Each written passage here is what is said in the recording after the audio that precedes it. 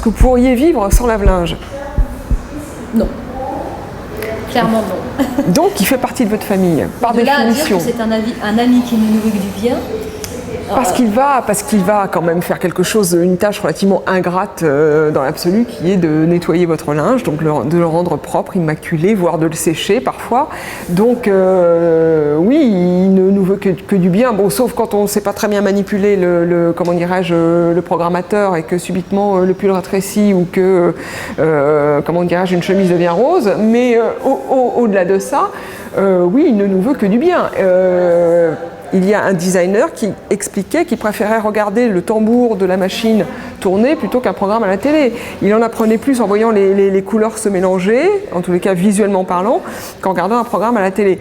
Donc, et au-delà de ça, il disait, il y a quelque chose de reposant. Quand je prends mon café, j'aime regarder le lave-linge qui tourne. Il y avait quelque chose d'apaisant. Alors on est peut-être dans cette logique d'hypnose, je ne sais pas.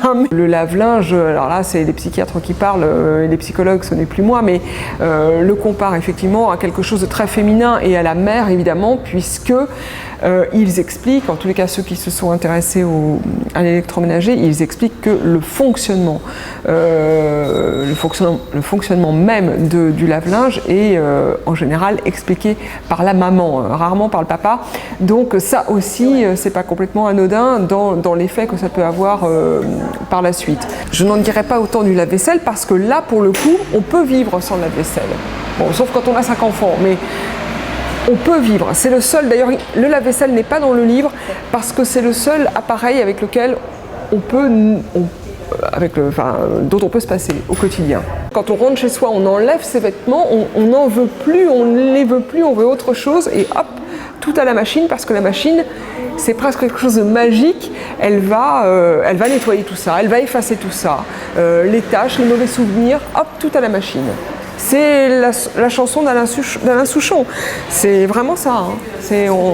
Voilà. On passe tout à la machine. On fait bouillir pour voir si les couleurs d'origine peuvent revenir. On ne sait jamais.